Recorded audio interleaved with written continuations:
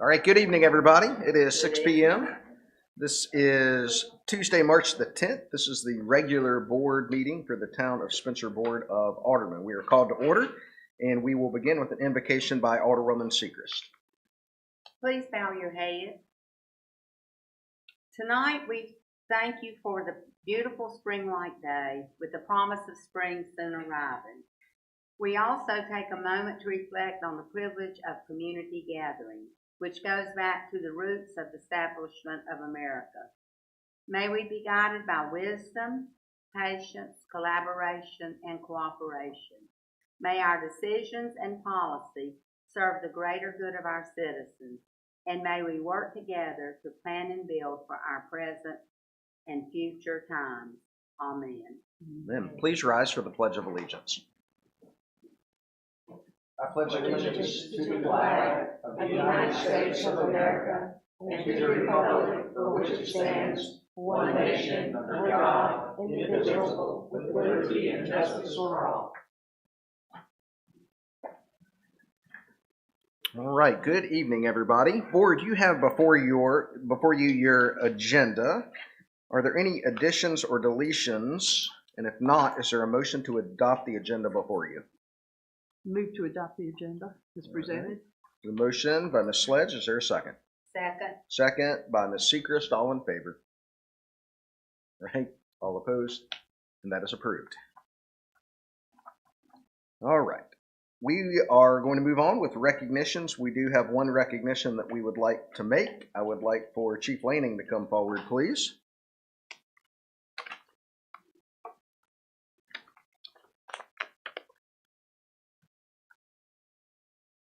So I think Chief Lanning is probably worthy of many recognitions for a lot of different things. And so folks are probably wondering, well, what is he up here to be recognized for tonight? But many of you may have seen an article that was in the Salisbury Post recently about an award that he was given outside of the town. It was through his work with the fire department here, but it was a national award, and just wanted to recognize you for that tonight. This was an award from the Employer Support of the Guard and Reserve, or ESGR, which is a part of the Department of War Office for the federal government.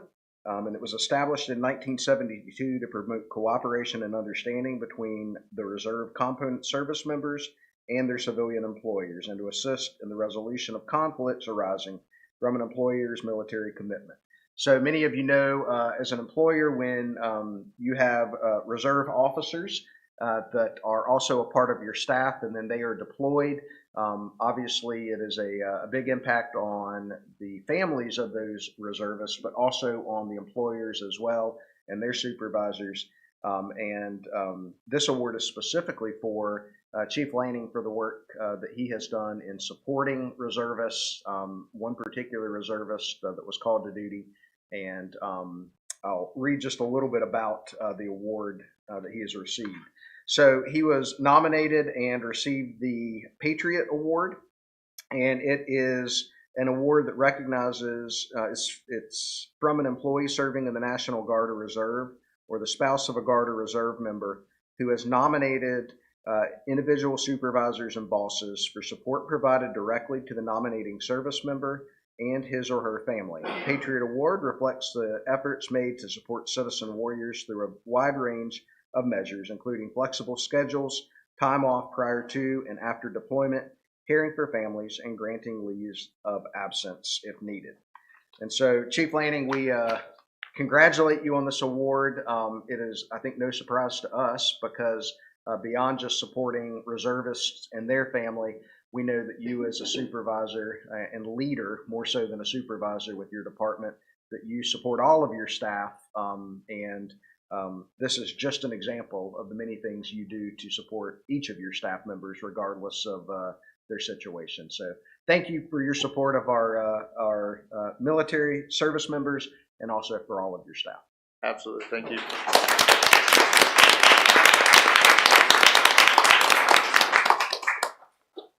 All right, we'll move on to public comment this evening. We have 3 individuals signed up for public comment. I'll invite the first, who is Heather Racino, forward.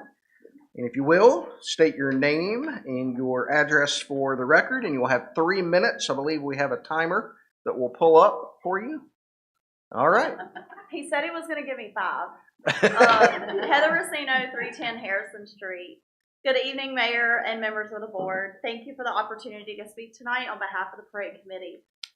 Our goal is to make the parade, is to take the parade from being simply an event to an experience, and a true experience for the community. We want it to be something that brings people together, celebrates our town, and highlights the spirit of Spencer. The parade will remain completely free for the community members to attend, ensuring that families and residents can continue to enjoy without any barriers. At this time, the event directly supports our local businesses by bringing visitors to the town, encouraging people to spend time in Spencer before and after the parade. This year, we are expanding our outreach and visibility. There will be an increased advertising and recognition for our sponsors, and the parade will be broadcasted live on YouTube so that people can watch and share beyond our community. In fact, the parade is already being followed by professional YouTubers, which again helps extend the reach of Spencer and showcase our town to a wider audience. To increase participation and excitement, we also plan to bring back judging. This will encourage more creative entries and greater engagement from participants, making the experience even more memorable for everyone involved. Additionally, we are preparing for an important milestone. The 75th anniversary is next year. This event is an important step in building momentum towards that celebration. Tonight, we are respectfully asking the board for $3,000 for a financial investment to support this year's parade. For a town event that is free for the public, supports our businesses, promotes Spencer's community beyond our community, and lays the groundwork for a historic 75th anniversary celebration. This investment is not just funding a parade, it's investing in community pride, local economic activity, and the story we tell about Spencer to the rest of the world. We hope you'll join us in making this year's parade something our community remembers and something our town can be proud to showcase. Thanks for your time. Very good. Thank you very much, Heather.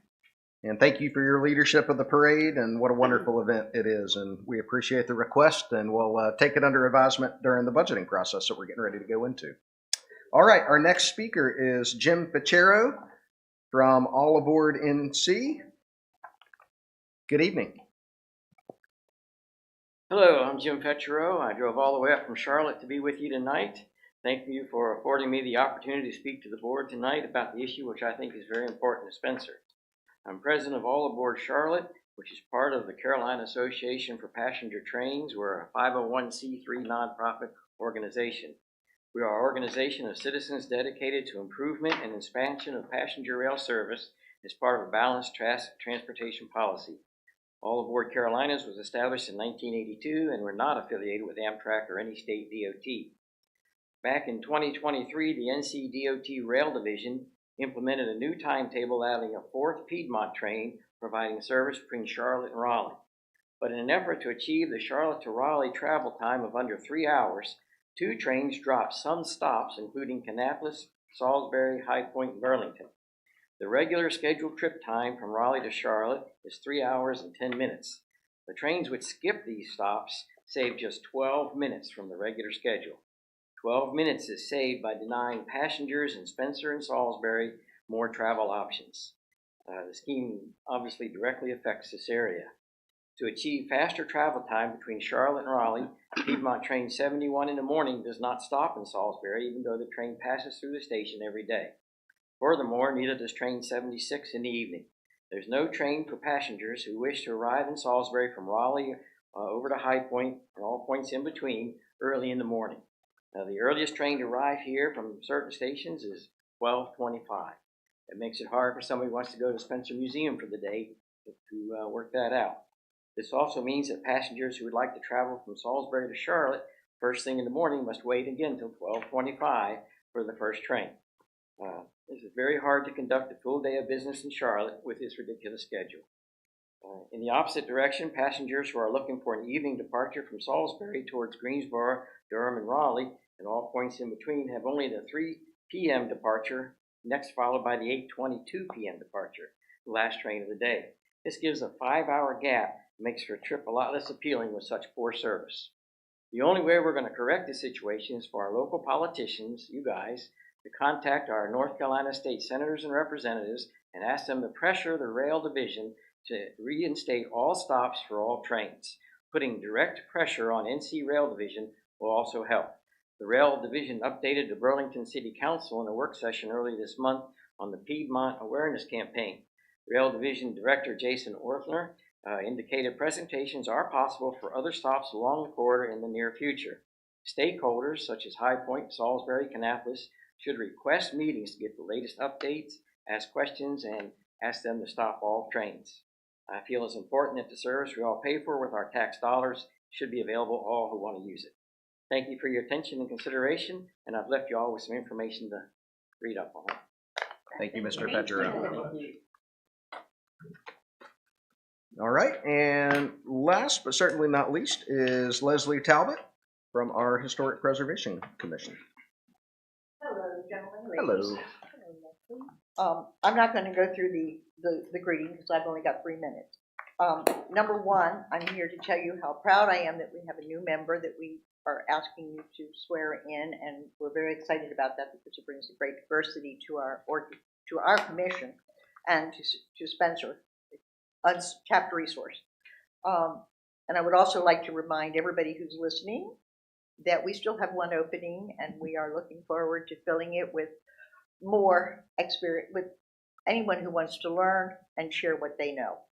That's number one. Number two is I'd like to remind everybody we have a class coming in April the 24th, the 19th, I lied, the 19th. It's being held at the Doll Museum from 2 to 4.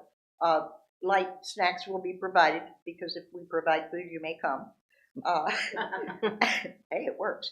And that we're guest speaker opening the whole program, and there will be more classes, is Larry Niels. He's got several books published about the transportation museum, or rail actually, not the museum, and about how the town grew up around the Roundhouse. So I'm just asking you all to please spread the word, and I will be reaching out to Peter to utilize some of your advertising to get this out there. So thank you. Great. Thank you. Thank you, Leslie. Sounds like a great opportunity. Oh, hey, I should introduce Barbara, my partner in crime. Good evening. Thank you both for being with us. All right. Board, we will move on from public comment at this time. Maybe. Next item on our agenda is our consent agenda. You have a number of items on the consent agenda that we discussed placing on the consent agenda at our meeting last Thursday. And so is there any reason to pull any items from consent agenda for further discussion? And if not, is there a motion to approve the consent agenda? Make the motion to approve the consent agenda. Motion by Ms. Moody. Is there a second? Second. Second by Ms. Stanley. I got her down here. All in favor? All right. All opposed? All right. Consent agenda is approved this evening. We will now move to item number 8, and this item will be to consider appointing Mason Ivy to the Historic Preservation Commission. All right, Good evening. So as the chairperson of our Historic Preservation Commission, Leslie Talbot, mentioned earlier, we do have 2 vacancies on our commission right now, which means that we only have 5 members. The commission is entering a very active period right now.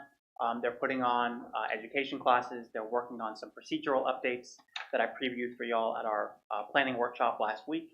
And they've got various special subcommittees working on projects, and that means they need more members. And so we have received an application from Mr. Mason Ivy, who lives at 421 South Iredell Avenue in our historic district. He submitted he's actually been attending the Historic Commission meetings, observing the meetings for many, many months now. And it was sort of obvious that he was wanting to join the commission. And so he did submit his application. So in your agenda materials, you've received a copy of his application with some additional material on his background, as well as his educational history, his experience, as well as his current work. And I won't get into any of that now. When I invite him up to speak, he'll tell you all about that. But we are considering appointing Mason to the commission for a 4-year term, and that would expire on March 31st, 2030. Just a little bit more detail here. The Historic Commission did interview Mr. Ivy at their previous meeting, and they did unanimously recommend his appointment to the commission. So the commission looks forward to getting some more members, and now I'm going to go ahead and invite Mason up here to give you some information about himself.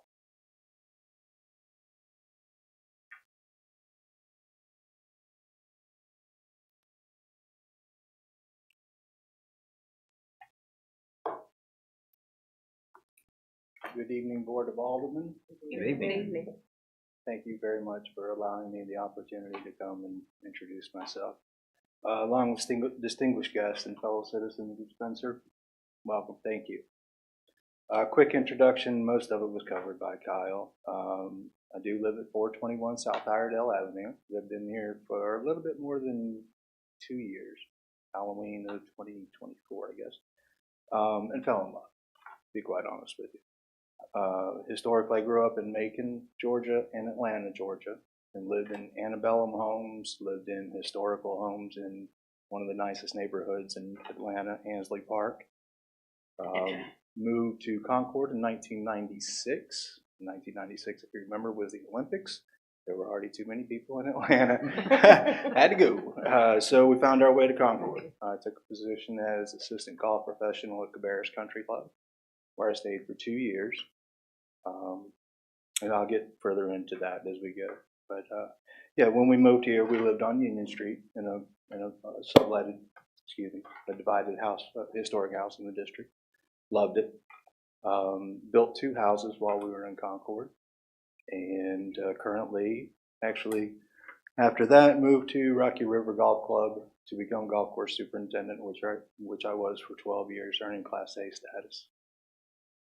Employment highlights, other than Cabarrus Country Club, Rocky River Golf Club. After Rocky River, I left to manage 3 of the Mecklenburg County Parks and Rec golf courses: Sunset Hills, Charles T. Myers, and Dr. Charles Sifford Golf Course.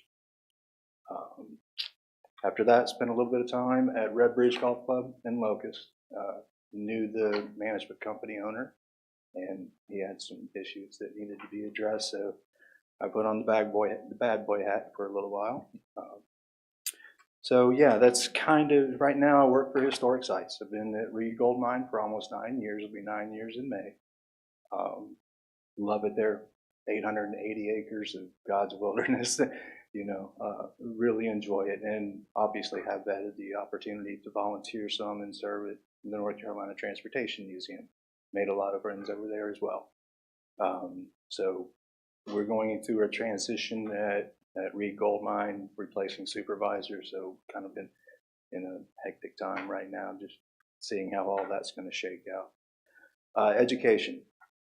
Kyle hit the highlights. Out of high school, I was accepted to Savannah College of Art and Design as a 5-year architecture student with a $47,000 scholarship. Unfortunately, I did not attend because the college had not had the courses accredited by the board yet, so none of it would have happened. After that, 3 community college. I've accumulated 192 college credits, which is enough to transfer in as a second semester junior at a 4-year working on a bachelor.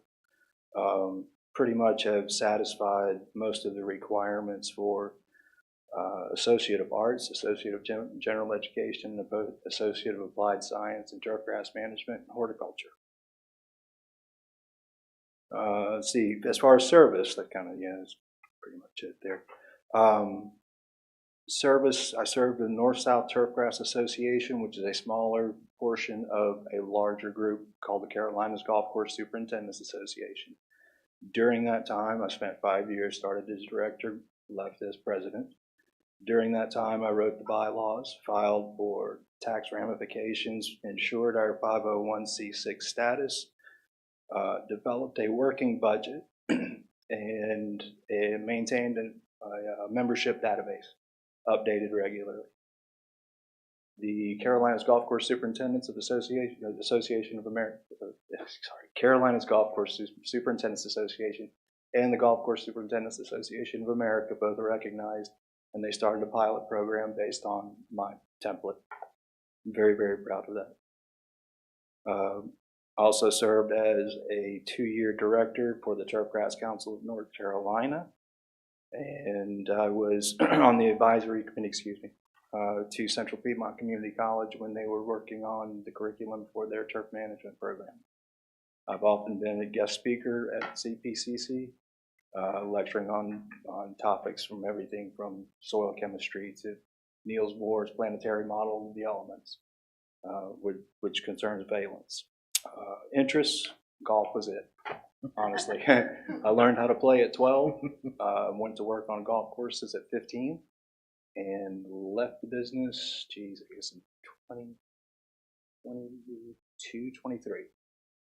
So, and pretty much been at Reed Goldmine since. Other than that, I have a passion for woodworking, cooking. Right now I'm doing pickles, so don't come to the house and sit too long or you'll end up pickled. But yeah, I love doing that, love cooking, sports, obviously.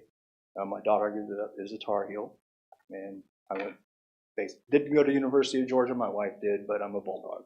Bulldog by birth, Georgia by birth, Bulldog by the grace of God, Louis Grizzard used to say. He actually lived in my neighborhood. He was on the way to work at the 9-hole golf course I worked at. Architecture was a first love. I almost failed 6th grade because I refused to write in cursive. So, principal was design, drafting. Wasn't too keen on a lot of the mathematics, wasn't one of my fortes, so I concentrated on form and function. That was really pretty much it, and I kept learning and learning. I'm a huge Frank Lloyd Wright fan. My wallpaper is whirling arrows. So yeah, I'm very, very interested in the historic district. We've made a purchase here. We've invested in the community. I want to serve the community and return that with the same grace that y'all have given me. Thank you. The last comment I have is just kind of an overall vision. Since I've moved here, been fairly observant and inquisitive, gotten to know some of you, obviously committee members and some fellow citizens, and listening to their concerns and things that they'd like to see happen. I'm happy to be a sounding board for that, translate that into information that can benefit the structure of the administration as a whole, and make the process of the Historic Preservation Commission more efficient, streamlined, easy to navigate, exploratory. There's a lot of good ideas floating around out there, and learn, as always, by observation, patience, hearing, good communication skills. So, thank you for your time. I'll wrap that up, and as always, please ask me any questions. Thank you very much, Mr. Ivy. Board, any questions? No, I'm just excited that you chose Spencer and that you settled here. We And are I think too. you are bringing a wealth of information Thank to you. the HBC. I think it's going to be a good fit. Thank you We very much. may have space for a golf course. Yeah. Or at We might. least some turf grass management advice. I'm sure Joe would take Yeah, that. we're coming into spring, and one of my goals eventually is to become a master gardener. I know Judy will help out with that, so she'll help out with everything else, give her opinion as always.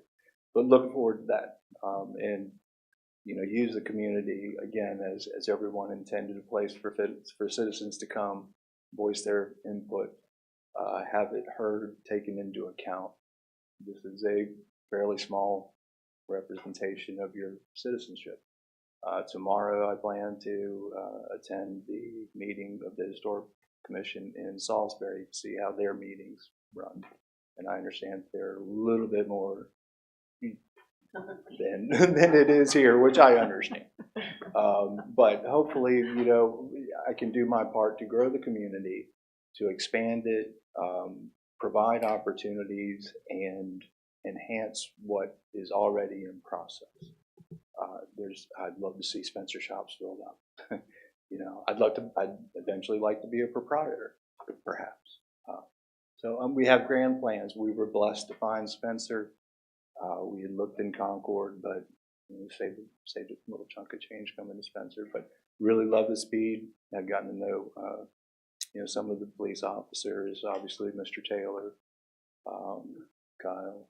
So yes, I feel very comfortable here. Thank you so much for allowing me to do so. Well, we appreciate you making Spencer home and quickly getting involved. We appreciate that Thank as you well. very much. All right. Board, if there are no other questions or comments, we will entertain a motion to appoint Mr. Ivy to the HBC for a 4-year term. Mr. Mayor, I think I'd like to make the motion to appoint Mr. Ivy to the Historic Preservation Commission for Spencer. Thank you, Mr. Miller. There's a motion. Is there a second? Second. Second by Ms. Sechrist. All in favor? All right. All opposed? And that is approved. Thank you very much. Come aboard, Mr. Ivy. The next item is to consider adopting Budget Ordinance Amendment 25-11.012 for HVAC for the Spencer Public Library. So, Board, you have in your agenda packet this ordinance, and this is, again, specifically, we've been talking for a while now about replacing the HVAC unit. We were fortunate enough that it was the air conditioning unit that gave out at the end of last season, and so we didn't need it over the winter. But obviously, as it's warming up, we now need the new. I missed one. I did miss. I missed a couple actually. Oh, okay. I'm I thought sorry. it was just me. I was like, maybe. Nope. I saw HPC and I skipped Come over. on. I Heather, was you can like, sit down. I was like, wow. What? I gotta come back? You can actually do this one too. All right. So thank you all for keeping me straight. Too many HPC agenda items tonight. All right. So item number 9. Ordinance 26-01, granting a franchise to Duke Energy Carolinas LLC. And so Joe Crapster probably thought we just skipped over him, huh?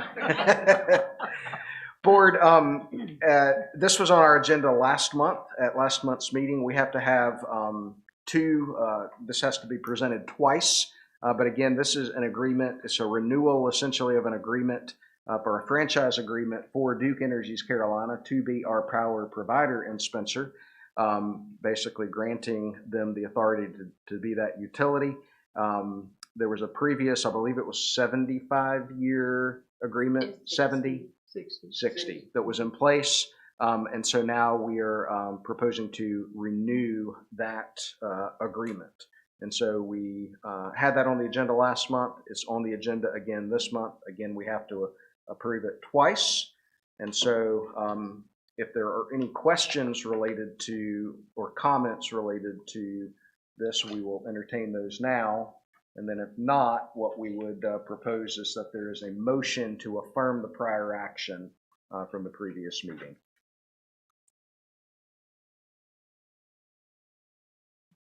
I make the motion to affirm the prior action. Okay, there's a motion by Ms. Moody. Is there a second? Second by Ms. Stanley. All in favor? All right. All opposed? And that is affirmed. Thank you very much. Now, next page. We're going to consider adopting the Historic Preservation Commission HPC bylaws amendment. I was about to make our meeting really short. Yeah. So this is a fairly straightforward request. The Historic Preservation Commission has been meeting at 7 o'clock p.m. for many, many years. And recently, we've kept that schedule primarily to accommodate a couple of our longtime members' work schedules.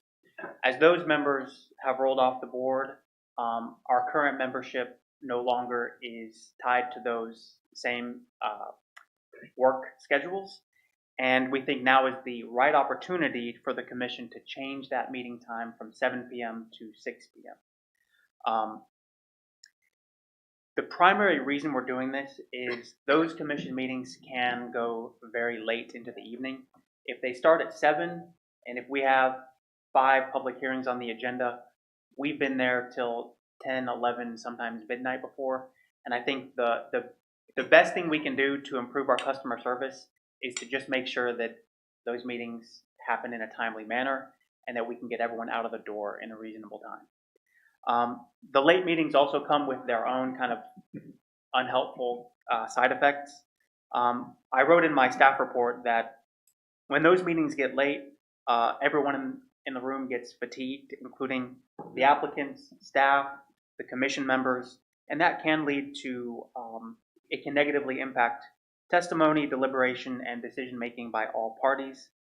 By meeting earlier, we can make sure that we're supporting clearer deliberations, careful consideration of evidence and testimony, and orderly administration of the HPC's quasi-judicial responsibilities.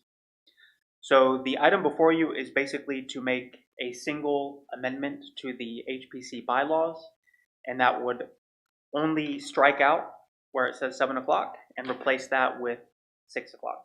And in your agenda materials, Exhibit A, it lists the full section speaking about the meeting times, and it shows the amendment there. So if you have any questions, I'll be happy to answer them now. Well, board, we've all been there, right? We've all been there at the 7 o'clock until midnight meetings, and so we understand. We did that a few years ago. So, board, any questions on the proposed change to their bylaws? I did ask the board at their last meeting if that would have any impact on the people who were coming to testify or appear. And those things are scheduled, so that I was assured that that should not be a problem for them as well. Right, and to answer that, we find that most historic commissions across North Carolina don't meet as late as we do. I think there's the expectation that if an applicant is coming to a public hearing, if they need to take off a little bit of early with work, as long as they know well in advance that they need to do that, they're more than happy to do that. But most of the applicants who meet with us really are not impacted by that same schedule.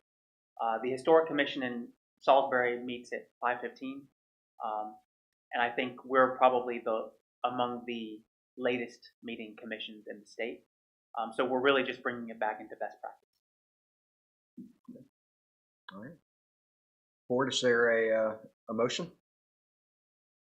I'll make the motion that we go ahead with the 6 o'clock meeting. Okay. Motion by Mr. Miller. Is there a second? Second. Second by Ms. Sledge. All in favor? All right. All opposed? And that is approved. All right. Thank you. All right. Try 2. Let's do this again. Now that you've practiced. Item number 11, Budget Ordinance Amendment 25-11.012 for the HVAC unit for the Spencer Public Library. I kind of already said my spiel, so I'll turn it over to Heather. Thanks. You have all the information in front of you is where we've got the revenues, which is from the Hurricane Helene reimbursement. We received $10,800 for the storage of firearms from the police, and a $2,400 donation from the family of a citizen here in town. That was the Dr. Piner and his family. So we're asking to move $25,000 to the Capital Reserve Fund for the purchase of the HVAC unit. You should have the 3 quotes that we received in front of you, and I just took some information from the quotes and kind of gave you a little bit about them. I think Joel would have more details if you have questions about that. I'm not even sure who they decided to go with, if that decision's been made yet. So that quote is up to date, is that correct? Well, they're not up to date though. We haven't received any of the quotes. When were those quotes from? They were from when we looked, when we submitted for them at the beginning. We have reached out to GNS, and the number you're seeing for them is accurate.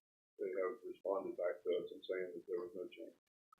The other 2 were not. The other 2 have really been non-responsive. They haven't gotten back with us. So, still trying to get numbers from them.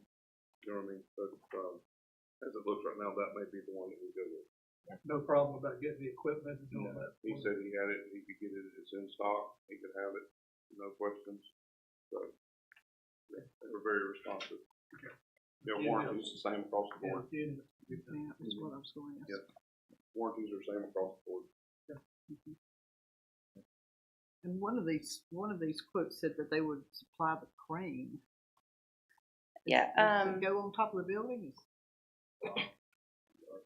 One of the quotes said that Air One said they would supply the crane.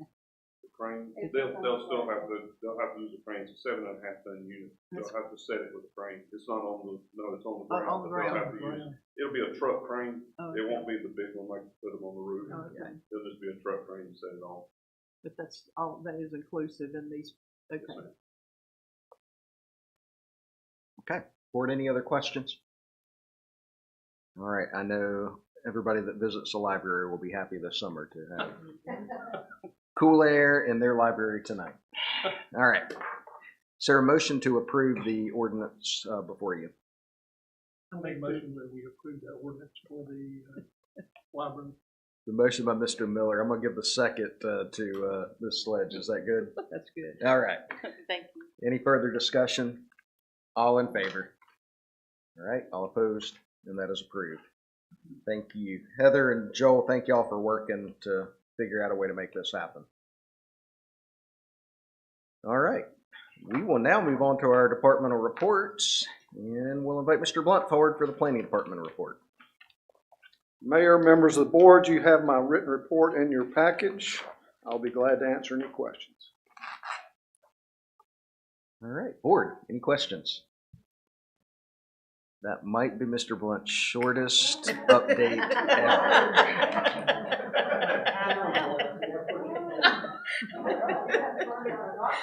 All right, code enforcement. No video or anything like that? Sorry, I forgot to put on there that that was also provided in writing. Chief File had presented that. Okay, and I know he's out, so, okay, and we did hear from him at our strategic planning Yeah. workshop, so, okay. And then the police report is also in writing, unless there are any questions that we can pepper Sergeant Leonard with. I'm just here for a second. Raising the quality in the room, I appreciate that. So why are you in the back? That's the law enforcement chair. All right, Chief Lanning, Fire Department.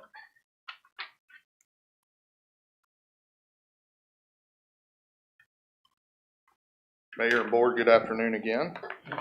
You, just as Steve said, you have my written report, and I would be willing to answer any questions you may have. If you do not have any, I actually have a request of each of you. So in our report, I started doing this yesterday. Is there any information that on a monthly basis I am not giving you that would maybe clarify things, spell things out a little clearer, or make things more transparent? I feel like a lot of times when I come up here, just like today, I think Ms. Moody noticed that when we're talking acronyms and we're talking things that we understand, most people do not. So is there anything that you as a board would like to see different in the monthly report? Are there statistics, data, numbers, anything you would like to see that I could add? I find them very digestible in layman's terms, so no worry about acronyms. I do find it interesting that the state reporting software won't let reports be run. Yeah, so in January, NIFRS, which was the National Fire Incident Reporting Software, went obsolete. They came out with what now they call NERIs. And with that, the reporting software we've been using became obsolete because we did not have the budget to upgrade within that software. So we went to ImageTrend, which is a free software that the state, through the Office of State Fire Marshal, provides, except they do not have the update for NERIs. So we are able to enter our reports, but we're not able to run any reports on the user end of things. So response times, metrics that I do try to keep a really close eye on monthly to make sure, and really is just a performance management for the services that we provide. I can't do that, unfortunately. For the calls, I mean, I can sit here and count by hand through a logbook, but at a couple strokes of a mouse, it's not available right now, unfortunately. So we're exploring options for going into next budget year. and understand there may be some additional costs with that, but a reporting software is critical to be able to have some sort of ideally a fix-all or a catch-all RMS system would be very beneficial for us. So is there no plan kind of at the state level with that new software? The last update is that they're waiting for the update. So there is no update.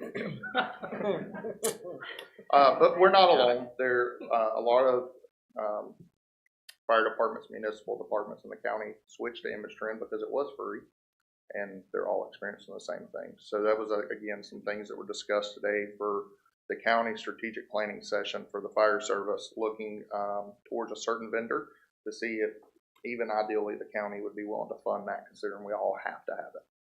So hopefully there's some positive news that comes from that. Yeah, I think that's critical to be able to track, everything that's going on. How does that impact too with like inspections and the ISO ratings and all that in that information? That's going to be part of that. Yeah. But again, ISO is done by the state, and so OSFM, who is the connecting piece for ImageTrend from us, from the company to the user end, they're aware of the issues. So hopefully we'll have those corrected. And in terms of inspections, for us, the county performs those, so it's not going to hurt us. But where it does make things a little complicated is the apparatus checks, the daily checks, maintenance reports, all of the things that we were using our previous RMS system for. We're still able to use it. We just can't run the report to see the results. So fingers crossed it gets better. Is there someone we should contact on your behalf to complain about that? Mona Gillespie from the Office of State Fire Marshal is my contact. She's the one that really heads that up for OSFM. But I don't necessarily know that it'd be beneficial because unfortunately it's above their heads as well. But phone calls wouldn't hurt. Any other additional questions? Board, anything on the monthly report that you would like to see that's not included? The only other thing I will add is Captain Arnold had some health had a health issue, had to have some unexpected surgery on Saturday, which we knew was forthcoming. Just came a little quicker than normal. So I know the report says that we're fully staffed. It didn't last long, but it's okay, right? It's just a hurdle. So he's out for at least a month, and then Aaron Russell, the individual we hired as the engineer from another municipality in the county, he will be going out the beginning of next month with the birth of his first child. So again, positives, right, on both things. Captain Arnold, it's unfortunate, but it'll be better for him in the long run that he went in and had this surgery. So take it in strides. Very good. All right. Thank you. Thank you. Thank you. Thank you. All right. Next up is Public Works. Joe Taylor. Good evening, Mayor, members of the board. Good Good evening. evening. Enjoying the weather? Yes. Absolutely. Yeah, us too. We're loving it. So our regular services, everything's running on schedule. And if the weather stays like this, we'll be mowing before you know it. So we've already been doing some spraying and cleaning up. Those weeds just went crazy after that cold spell. Now it's warm. So the leaf backs will begin running again next week, and will run for a month, which puts you the week, I believe, the 17th. It'll end on April the 17th for spring cleanup. So if you have any loose leaves, any kind of bush trimmings, that kind of stuff will be picked up for the next month. With the leaf bags, you do not have to bag them. After that time, then it'll have to be bagged for the summer to be picked up. We will be observing the Good Friday holiday, which will be on April the 3rd. The only thing that will change trash schedule is the bulky items will be picked up on Thursday, not on Friday. We will be not here on Friday. The mulch giveaway will be on March 21st.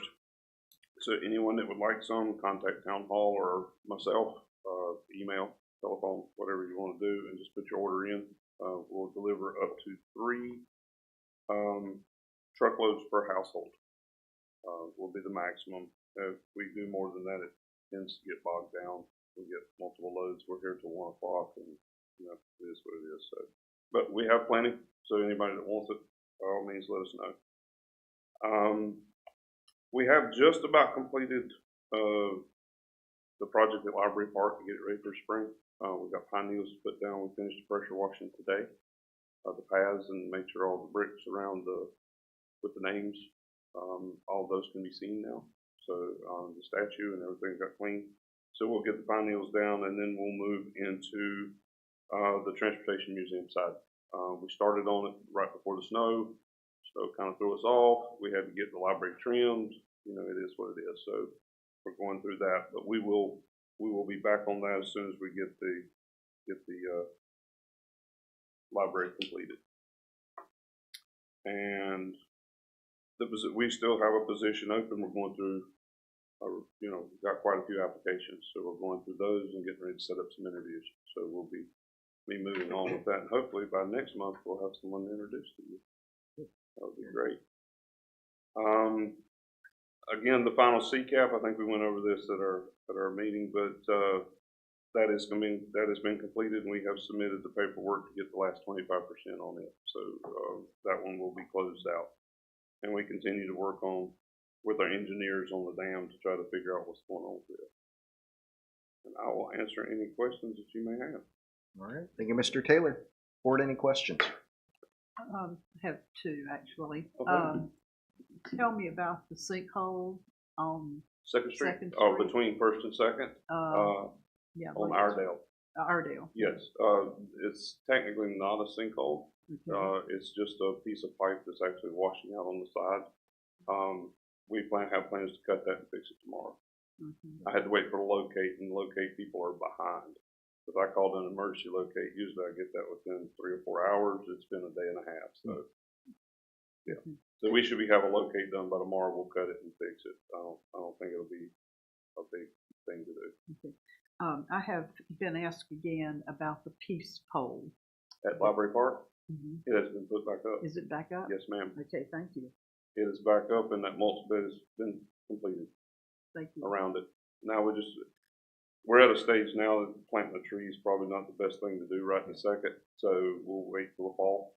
We'll schedule and we'll get a couple of trees planted back around that, because I know that was an item that was brought up during the thing. So we have plans to get a couple of oaks and get them planted back. Okay. I'll be happy to tell that lady. Yes, ma'am. Any other questions? All right. Thank you, Mr. Taylor. Thank you. Next, Ms. Can, Finance Report.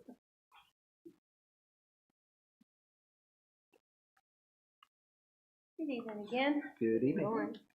I wanted to let you know that all of our bank reconciliations are up to date as of February. The LGC has accepted and approved our audit. We have not heard anything back about the finance officer's bond or the expenditures as a percentage of fund balance as a percentage of expenditure. Haven't heard anything back about that yet.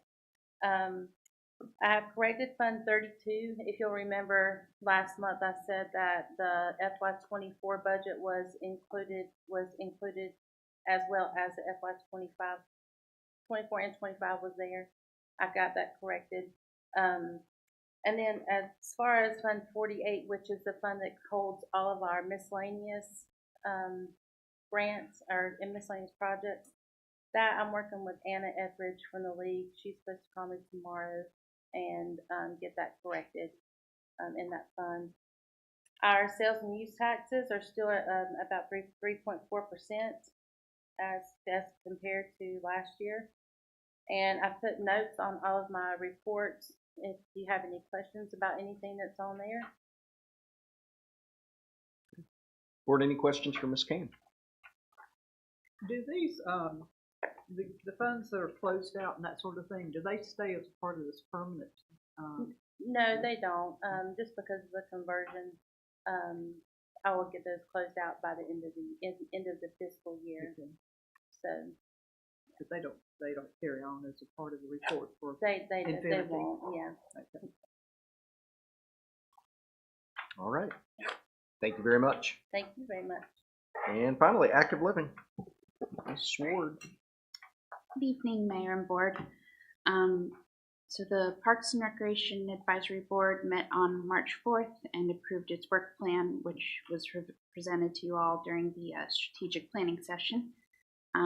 Staff he, Joe Morris, continue pursuing grant funding for the proposed children's play area, which we also spoke about during the planning session. And the first Talk of the Town event for 2026 was held on February 17th. It was about police and code enforcement. The first neighborhood walk will take place on March 17th and is in partnership with the Transportation Museum. And this past month, librarian McCraw held a Black History Month program with SC Academy, and it included a visit from author Yvonne Hampton and interactive music program with Caribbean steel drums and African drums by South Carolina musician Nate Brown, who has been a recurring artist. He's very good. And the library also hosted a community presentation by local author Ivy Ashley, and between all of those programs, welcomed more than 102 patrons during February. Very good. Board, any questions for Mrs. Ward? How's the blood pressure monitoring going? Is that being used? I don't think it's being used very much, but it has seen some use. So as a reminder for those listening in. Yes. So there is a blood pressure monitor in the library, courtesy of the American Heart Association, and it will print out a little thing with your high and low number and beats per minute. And the library hours are Monday and Tuesday from 11 to 6 and Wednesday from 12 to 5. So that is when it's available to the public. And during other hours, the Rowan Public Library System, their branches have units as well, and also the ability to essentially borrow portable units like you would a book. I think that's everything. And if you have any grant questions, I told Joe that what's on him. Very good. All right. Thank you very much. Well, Board, that's the end of the departmental reports. Town manager's report is provided in writing. And thank you to Mrs. Ward for stepping in and serving as acting town manager this week. You're doing a great job. We're all still here, so that's good. Thanks. And with that, we will move on to requests and comments from the board members. So, Mr. Miller, we'll start with you. Thank you, Mr. Mayor. As most of you know, we just went through a retreat going over our past, what we're looking forward to in the future as far as the town goes. I appreciate what the staff has presented to us. A lot of good things. We do have a bright future in Spencer that I think everybody should be excited about. However, as the mayor says, there are some roadblocks or obstacles that are in the way.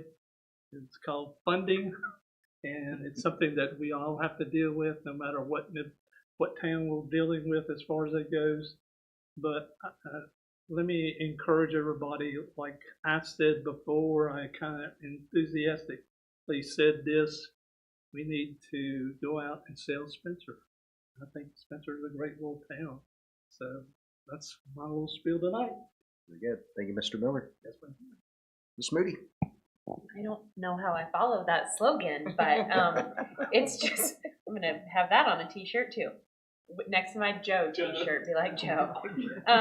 I've just been really thrilled to see all of our citizens who joined us for strategic planning. It's really nice to see people in the audience this evening joining us. In the process of strategic planning, this is a very hopeful reminder that if you've got concerns, if you've got ideas, now is a particularly lovely time to get a hold of one of us and share those as we prepare for the annual budget season. And I just wanted to close by saying I had the privilege of attending the county strategic planning session for our fire service today. Learned a lot about that. And I'm just I don't want to say I'm looking forward to budget season, but I just think there's a lot of great opportunities coming, and a lot of great work still to be done in a great community. So it's all very exciting. Thank you, Ms. Moody. Ms. Stanley. What I would like to say is this quote. It says, "Don't be afraid of moving forward. The future is bright." And with that being said, with the expectations of things that are coming to Spencer, let's not be afraid of it. Let's continue to move forward. Let's continue to go forward and press for the mark. I want to welcome Mr. Ivy as well as Spring. I'm so glad Spring is here. Likewise. So again, I'm just happy to be a part of family here. Thank you. Thank you. Ms. Sledge. Well, where do I start? I had attended the planning board meeting last night, and some of the folks there talked to me about the need for street repairs. So I reminded them that they needed to come and talk to us and help us find the money that we need to fix those. I pointed out to them that some of the streets that are in bad repair here belong to the state and not to the town of Spencer. So I invited them to come and be a part of the conversation on a regular basis. I was pleased to be able to attend the annual meeting of the luncheon for the Rowan County Economic Development Council last Friday. It was really good. There was a gentleman there who is CEO of an organization that does statistical information for economic development. And he has some really interesting information to share with us. I've asked for a copy of that and hope that I'll be able to get that to share with the board and perhaps even share further than that. Tomorrow I will be at the Council of Governments Central Line office for the first of the executive board meetings for this year. I was selected to represent Rowan County on that executive committee, so I will be, if I have things that I need to ask you all, I will be coming back to you and getting some input from you. But I'm very happy to do that as a representative from here. I'm trying to think if there's anything else I need to tell you. I'm glad to see this wonderful weather too. Unfortunately, I think there's some additional cold weather and perhaps some inclement weather a little bit further down the road. So somebody told me today, if you don't like the weather in North Carolina, wait 2 days, it'll be different. So anyway, thank you all. The Seekers. Okay. We did have a very productive retreat, and I think we covered a lot of material. It's a lot to absorb. I think it had a very positive tone to it, to look at problems as opportunities.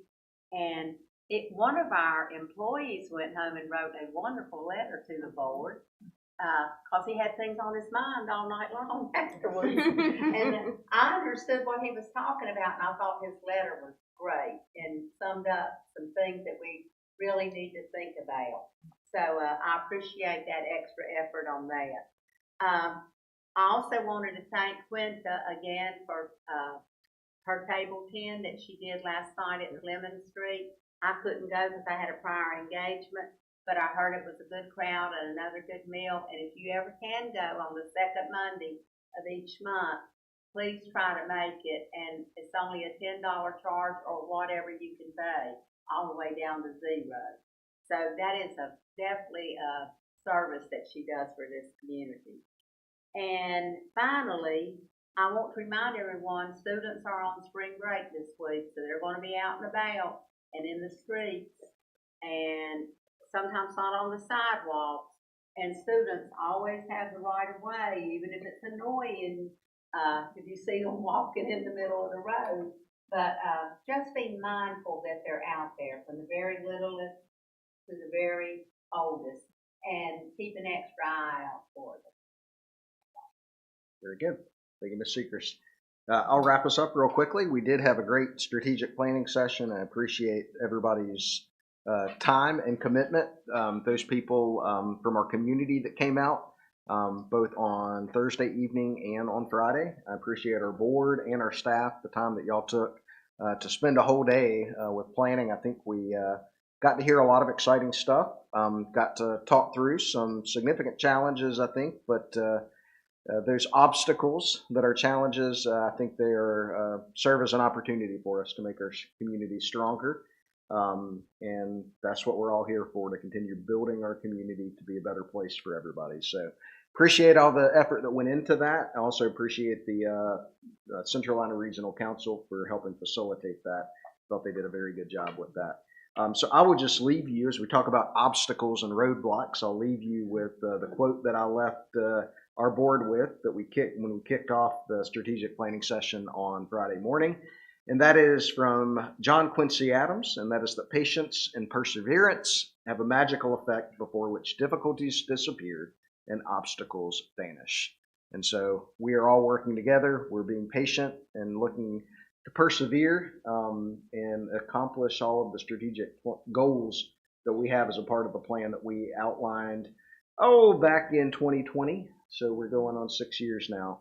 And the reality is a lot of those things have been accomplished, but yet we still have work before us. So we're looking forward to doing that and looking forward to what the rest of the year holds. So thank you all for being here this evening.